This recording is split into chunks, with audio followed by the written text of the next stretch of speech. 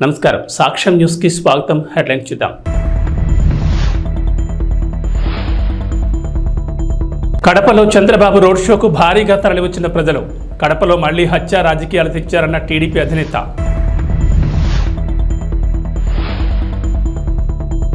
వైసీపీని అధపాతాళానికి తొక్కేయాలి పవన్ కళ్యాణ్.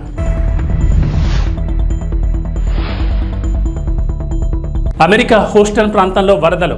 హత్య రాజకీయాలు చేసి జగన్ను మరోసారి నమ్మితే ప్రతి ఇంటికి గొడ్డలి గిఫ్ట్గా వస్తుందని తెలుగుదేశం అధినేత చంద్రబాబు హెచ్చరించారు. నవరత్నాలు పేరిట మరోసారి నవమోసాలకు పాల్పడుతున్నారని విమర్శించారు. గత మేనిఫెస్టోలో పెట్టిన ఏ ఒక్క హామీ అమలు చేయని జగన్ ఏ ముఖం పెట్టుకుని మళ్లీ ప్రజలను ఓట్లు అడుగుతున్నారని చంద్రబాబు నిలదీశారు. వైఎస్ఆర్ జిల్లా కడపలో పర్యటించిన చంద్రబాబు ప్రజాగళం బహిరంగ సభలో పాల్గొన్నారు. కడప ఎవరి జాగీరు కాదని ప్రజలు తలుచుకుంటే ఎంతటి వారైనా నేలకు దిగాల్సిందేనని చంద్రబాబు అన్నారు. కడపలో ఆయన భారీ రోడ్ షో నిర్వహించారు. ఏం తమ్ముళ్ళు హుషారుగా ఉన్నారా? నేను చాలా సార్లు కడపకు వచ్చాను, కానీ ఈరోజు కడప రాజకీయం మారుతా ఉంది. గడపలో మార్పు కనపడిస్తా ఉంది. అవునా కాదా తమ్ముళ్ళు అని మిమ్మల్ని అడుగుతున్నా. కడప అసెంబ్లీ అభ్యర్థిగా మాధవిరెడ్డి,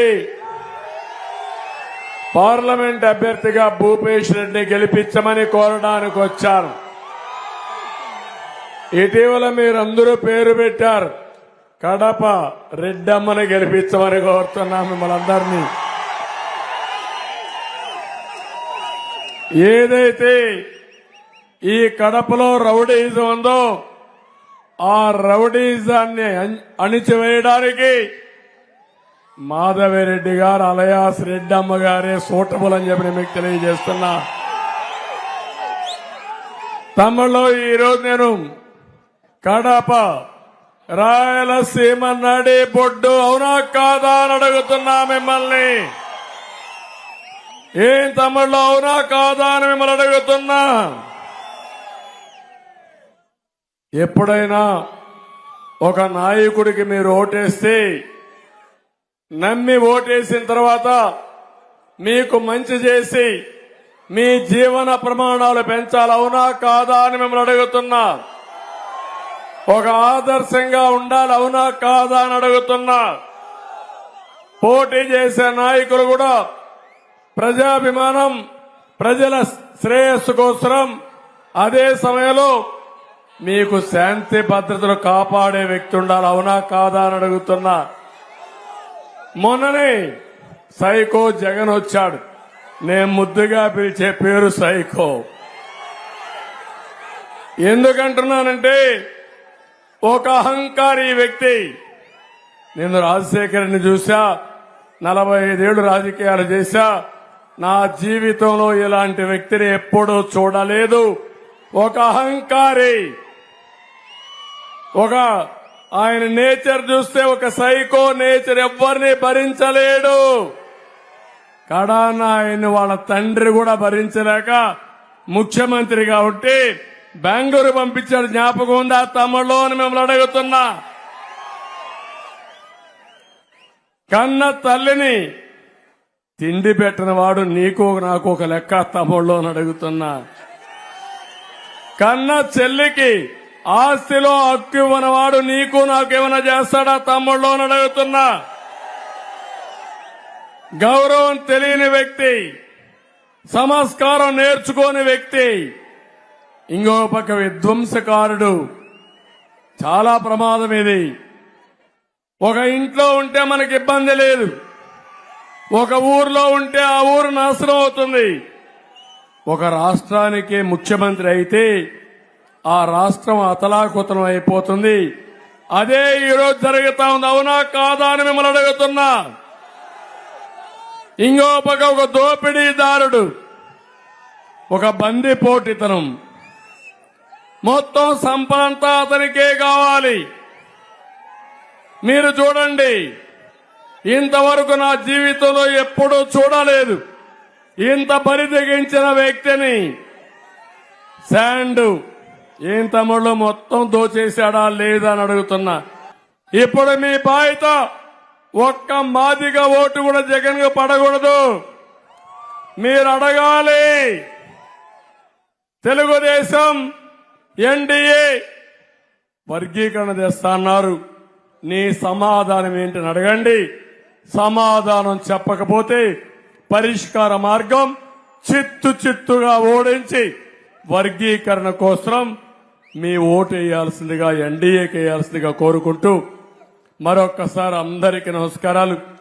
చాలా బాగా జరిగింది. ఈ మీటింగ్ జయప్రదం చేసిన మిమ్మల్ని అందరినీ మనస్ఫూర్తిగా అభినందిస్తూ అందరికీ నమస్కారం చెప్తూ, ఇప్పుడే గోవర్ధన్ రెడ్డి గారు ఒక 5 లక్షల రూపాయలు పార్టీకి విరాళంగా ఇచ్చాడు. చాలా సంతోషం. వారిని మనస్ఫూర్తిగా అభినందిస్తున్నా. మీరు కూడా ఓటు, దానికి కావాల్సిన ఆర్థిక సహాయం కూడా చేయాలి. ఇప్పుడు మా భూపేష్ రెడ్డి ఉన్నాడు, ఆయన దగ్గర ఏం డబ్బులు లేవు. ఆయన బండి నడపాలంటే మీరు కూడా ముందుకు రావాలి. మీరు కష్టాల్లో ఉన్నారు, మీ ఆదాయం లేదు, వ్యాపారాలు పోయినాయి, చిన్న వ్యాపారాలు పోయినాయి, రైతులు దెబ్బతిన్నారు, ఉద్యోగస్తుల జీతాలు రావడం లేదు, అన్ని ఇబ్బందులున్నాయి.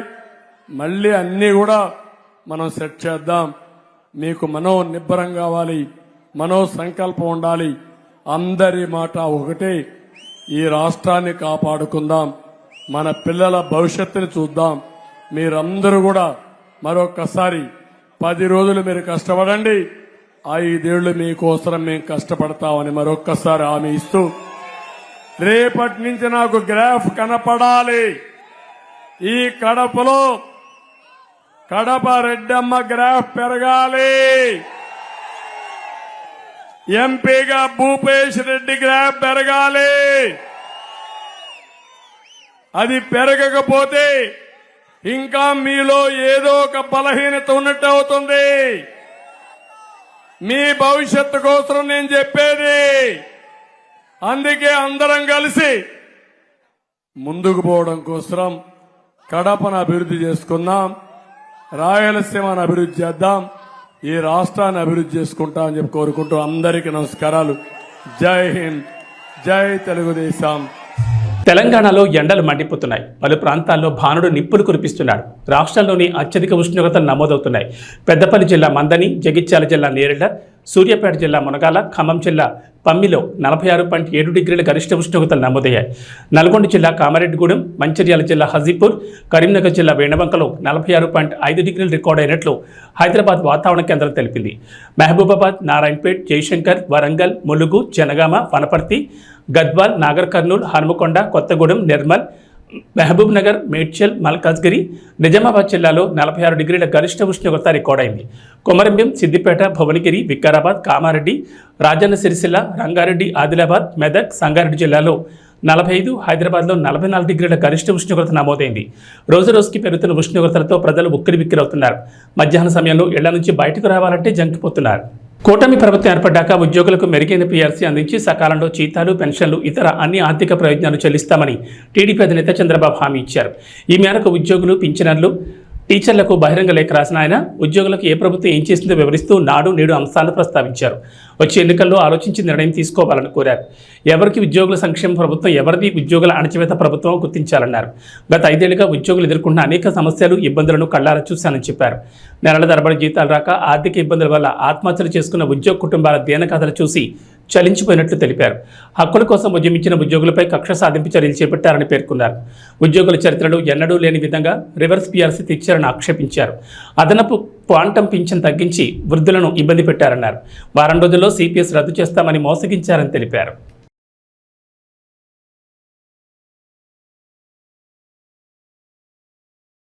ఆంధ్రప్రదేశ్ను అంధకారంలోకి నెట్టేసిన వైసీపీని అధపాతాళం తొక్కేయాలని జనసేన అధినేత పవన్ కళ్యాణ్ పిలుపునిచ్చారు. లేకుంటే మన భవితకు మరింత నష్టం కలుగుతుందని ప్రజలను హెచ్చరించారు. తెలుగుదేశం, జనసేన, బీజేపీ కూటమి విడుదల చేసిన మేనిఫెస్టోతో అందరికీ మేలు జరుగుతుందన్న పవన్ అమలు బాధ్యతను తాను తీసుకుంటానని విశాఖలో నిర్వహించిన వారాహి విజయ సభలో హామీ ఇచ్చారు. జగన్కు భూమిని తొలిచి డబ్బు తీయడమే తెలుసని, భూమిలో విత్తనం నాటి పంట పండించి ప్రజల ఆకలి తీర్చడం తెలియదని పవన్ విమర్శించారు.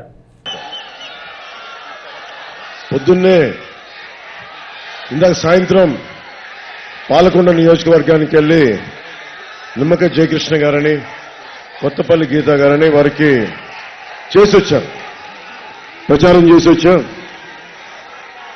ఒకటే అనిపించింది అక్కడ, మన ఉత్తరాంధ్ర వైజాగ్ అన్న, ఉత్తరాంధ్ర అన్న నాకు చాలా ప్రాణం, చాలా నటన ఇక్కడే ఓనామాలు దిద్దుకున్నాను.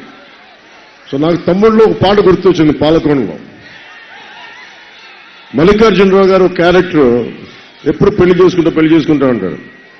మన ఉత్తరాంధ్ర పాట వైజాగ్లో నేను ఇక్కడ యాక్టింగ్ నేర్చుకుంటున్నప్పుడు శిక్షణలో ఒక పాట గుర్తొచ్చింది. అంటే ఒక 50 అడుగులున్న తాటి చెట్టు ఎక్కలు, 12 అడుగులు 16 అడుగులు తాటి మన ఈత చెట్టు ఎక్కలేవు, కానీ మళ్ళీ నీకు ఎందుకు పెళ్ళి అన్నట్టు ఆ పాట పాడి వినిపించారు. ఒకటి, ఉత్తరాంధ్ర అంటేనే ఆట పాట పొలం పని సముద్రం సైనికుడు. ఇది నా మాటలు కాదు, సిక్కోలు 6 ప్రాణాలని చెప్పి ఒక రచయిత రాసినాయి. ఆట పాట పొలం పని సముద్రం సైనికుడు, ఇది ఉత్తరాంధ్ర 6 ప్రాణాలు. ఇది సో వాటి గురించి గుర్తొచ్చి మాట్లాడుతా, ఆట పాట అంటే గుర్తొచ్చింది.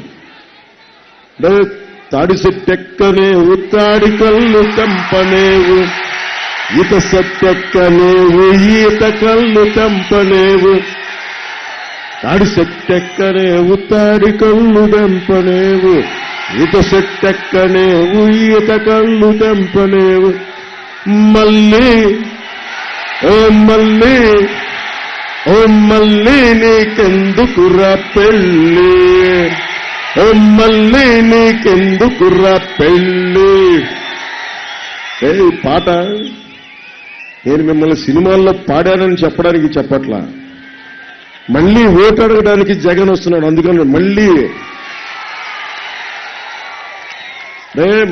ఆయనేమో నువ్వు తాడి చెట్టు ఎక్కలేవు, ఈత చెట్టు ఎక్కలేవు అన్నావు, నువ్వు సిపిఎస్ రద్దు చేయలా, ఫీజు రీఎంబర్స్మెంట్లు చేయలా, డిఎస్సి నోటిఫికేషన్ ఇవ్వాలా, ఇలా మహిళలకి ప్రాణరక్షణ కల్పించలా, అడ్డగోలుగా సముద్రం మొత్తం మత్స్యకారులకి నిలబడలా, ఇక్కడ కూర్చోబెట్టి అడ్డగోలుగా వేలాది ఎకరాలు దోచేశాం, భూముల్ని రక్షించలా. మనం మళ్ళీలాగా మళ్ళీ మన జగ్గుబాయికి ఎందుకే నీకు ఎన్నికలు, ఎందుకే ఓటులు. సో మన మళ్ళీకి చెప్పండి, వైసీపీ మళ్ళీకి నీకు ఎందుకే పెళ్లి, మళ్ళీ చాలా చాలేదు. ఉత్సాహం ఉంది కదా. నేను మీ భవిష్యత్తు కోసం మాట్లాడుతున్నా. నాయకత్వం అంటే ఒక తరం కోసం ఆలోచన ఇవ్వడం. నేను ఎప్పుడు కూడా సినిమాలో ఉన్నప్పుడు ఒక్క ఫ్యాన్ క్లబ్ నేను పెట్టలా, ఒక్క సినిమా ఫంక్షన్ నేను కూర్చోబెట్టి నా సినిమా చూడమని నేను చెప్పలా. నేను చదువుకుంది నాని పాల్కి వాళ్ళని చదువుకున్నాను, నేను చదువుకుంది ఒక లోక్నాయక్ జయప్రకాష్ నారాయణ చదువుకున్నాను, అంబేద్కర్ గారు మనకి రచనలు చదివాను, వ్యాసాలు చదివాను, history, social sciences, political history, biographies, సాధారణ మనిషి కష్టాలు ఎలా ఉంటాయో చదివాను, ఒక నోమ్ చోమ్స్కీ చదివాను.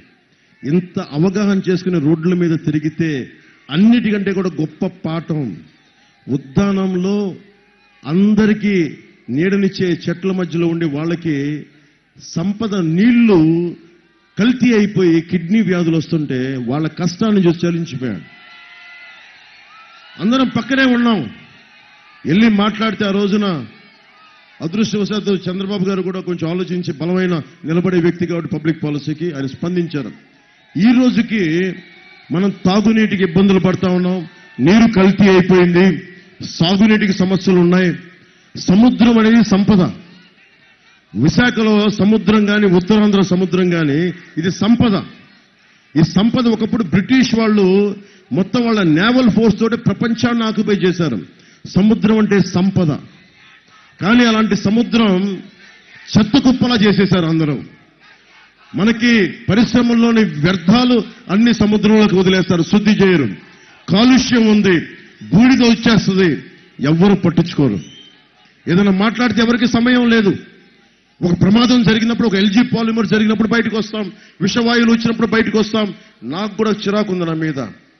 నేను ఒక రోడ్ల మీదకి వచ్చి మాట్లాడగలను, చేయగలను. కానీ నిజంగా నేను అసెంబ్లీలో ఫస్ట్ టైం ఎప్పుడు రిగ్రెట్ అయ్యానంటే, నన్ను గాజువాకలో గెలిపించున్నా, భీమవరంలో గెలిపించున్నారే, మన పాలిమర్స్ విషయంలో, ఎల్జీ పాలిమర్స్ విషయంలో గొంతినిపించేవాడిని. ఫీజు రీఎంబర్స్మెంట్లు రాలేదే, అరే యువత తాలూకు వేదనని వినిపించేవాడిని. అరే మత్స్యకారులకి సరైన భృతి ఇవ్వలేదు, అది వినిపించేవాడిని. వాళ్ళకి వలలు, బోట్లు కూర్చొని ఏమేమో అది వినిపించేవాడిని. రైతులకి మద్దతు ధర లేదు, అది వినిపించేవాడిని. 30,000 మంది పైచిలకు ఆడబిడ్డలు అదృశ్యమైపోతే వచ్చి ఒక్కొక్కరిని ఒక్క ఎమ్మెల్యేగా ఉన్న 151 మందిని చొక్కా పట్టుకొని నిలదీసేవాడిని అసెంబ్లీలో. అలా అనిపించింది. నేను ఈ రోజున కోరుకుంటుంది ప్రచారం. నేను ఈరోజు జస్ట్ కూటమికో లేదంటే జగన్ ఓడించడానికో రాలా. మన భవిష్యత్తుకి బంగారు బాట వేయటానికి వచ్చాను నేను. ఈ రోజు నేను దాదాపు 6 మంది అభ్యర్థులు ఉన్నారు. భరత్ గారితో సహా, వంశీకృష్ణ యాదవ్ గారితో సహా అందరూ అభ్యర్థులు నిలబడి ఉన్నారు ఇక్కడ 6 మంది. నేను మీకు మాటిస్తున్నా, నేను పని చేస్తా, అందరి చేత పని చేయిస్తా. ఇక్కడ ఉన్న వాళ్ళు ఎవరూ కూడా కూర్చొని సంపదని సంపాదించడానికి రాలా. బలమైన ప్రభుత్వాన్ని, బాధ్యత గల ప్రభుత్వాన్ని ఇవ్వడానికి ప్రతి ఒక్కరూ నిలబడి ఉన్నారు. గతంలో మీకు ఇట్లా ఉండొచ్చు, అలా ఉండొచ్చు అనుకోవచ్చేమో, కానీ ఈసారి లీడ్ చేస్తుంది ప్రధానమంత్రి గారు. బాగా 4 దశాబ్దాల అనుభవం, 14 సంవత్సరాల అనుభవం ఉన్న చంద్రబాబు గారు, దశాబ్ద కాలంగా మీకోసం పోరాటం చేస్తున్న పవన్ కళ్యాణ్. ఇప్పుడు మనం అనుకోవచ్చు, మా ఇంట్లో మా అమ్మతో మాట్లాడేవాడిని, నీకెందుకురా రాజకీయాలు, అందరూ తిడుతున్నప్పుడల్లా మా అమ్మ అంటది, ఎవడ పాప నాడు పోతాడులే అంటది మా అమ్మ. నేనంటన్నా, ఎవడి పాప నాడు పోతే కూర్చోబెట్టి ఒక లోక్నాయక్ జయప్రకాష్ నారాయణ రావాల్సిన అవసరం లేదు, ఎమర్జెన్సీ కోసం నిలబడాల్సిన అవసరం లేదు, ఒక వీరనారి గున్నమ్మ రావాల్సిన అవసరం లేదు, ఎవరు రావాల్సిన అవసరం లేదు, కృష్ణుడు కురుక్షేత్రం చేయాల్సిన అవసరం లేదు. మన భవిష్యత్తు మనమే నిర్మాణం చేసుకోవాలి. మన బాధ్యత మనమే తీసుకోవాలి.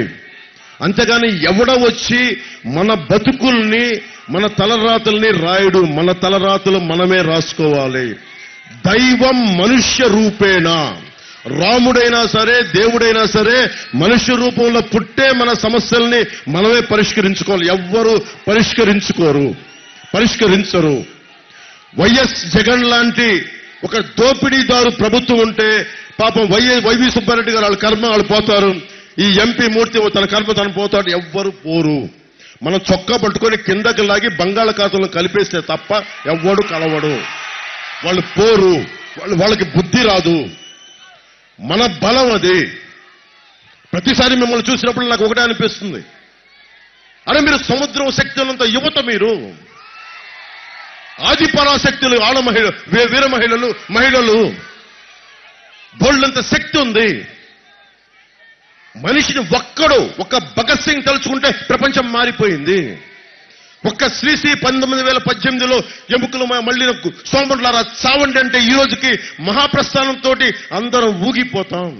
ఒక్కడు తలుచుకుంటే. One man's courage makes a majority. One man's courage. ఇది నా ఒక్కడి సొంతం కాదు. అది ఒక్కడి సొంతం కాదు.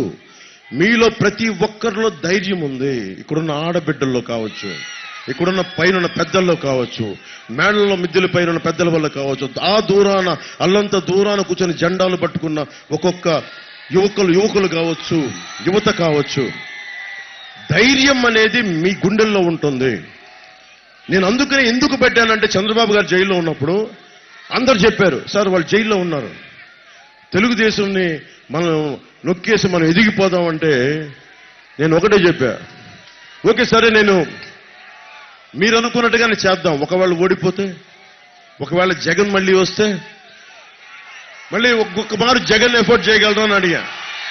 ఎవరి దగ్గర సమాధానం లేదు. ఇంకొక మారు జగన్ మీరు కావాలని కోరుకుంటున్నారా మీరు? నేను అదే చెప్పా. నేను 5 కోట్ల మంది ప్రజల కోసం ఆలోచించేవాడిని. ఒక జనసేన పార్టీ కోసం నేను కాదు. ఒక పార్టీ తాలూకు ముఖ్య ఉద్దేశం 5 కోట్ల మంది ప్రజలని గుండెల్లోకి తెచ్చుకొని పరిరక్షించుకోవటం. అరే ఇది నా జనం, ఇది సొంతం చేసుకో. సొంతం చేసుకోకపోతే ఎవరు నిన్ను సొంతం చేసుకుంటారు? మిగతా వాళ్ళు అలా ఆలోచిస్తారో లేదో నాకు తెలియదు. నేనైతే మీ భవిష్యత్తును దృష్టిలో పెట్టుకొని నన్ను నేను తగ్గించుకొని నేను మిమ్మల్ని పెంచాను. ఎక్కడ నెగ్గాలో కాదు, ఎక్కడ తగ్గాలో.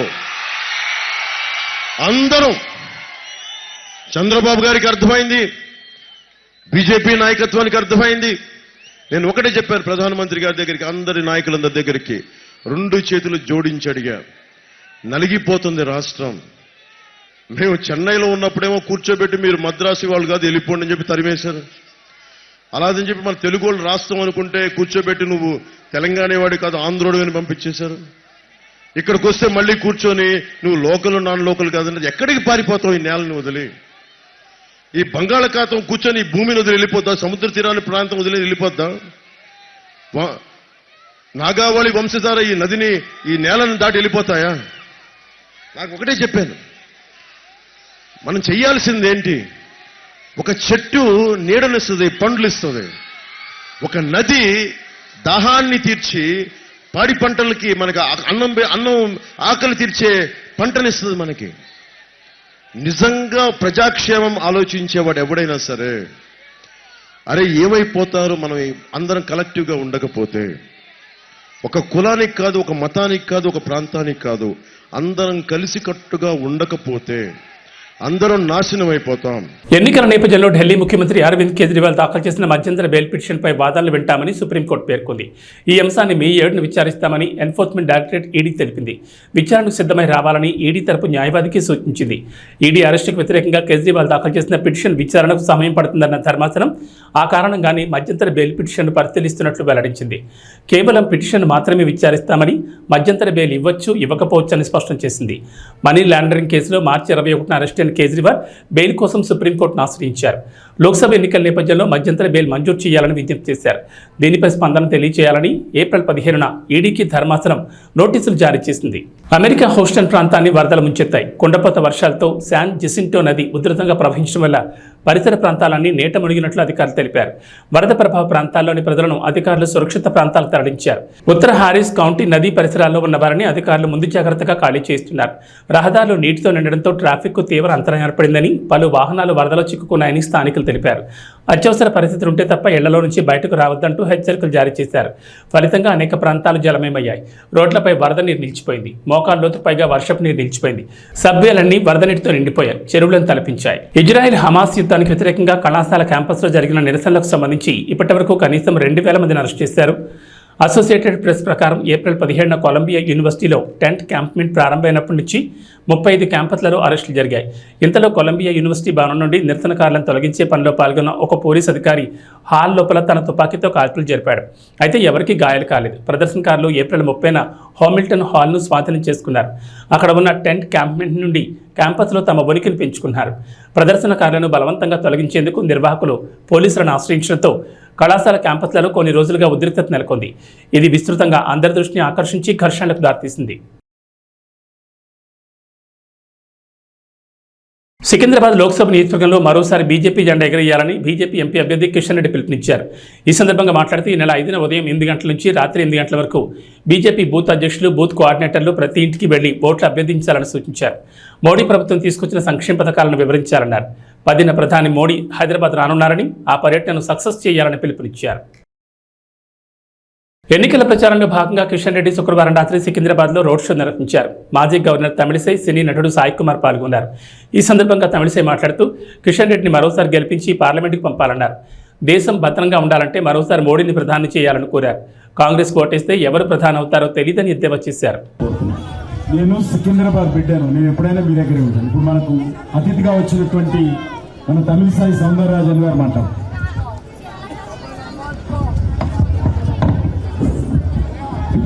అందరికీ నమస్కారం.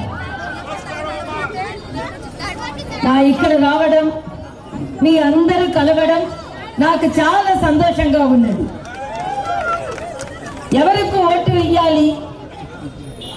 మోడీకి, మోడీజీకి, కిషన్ రెడ్డి గారికి ఓటు వేయండి.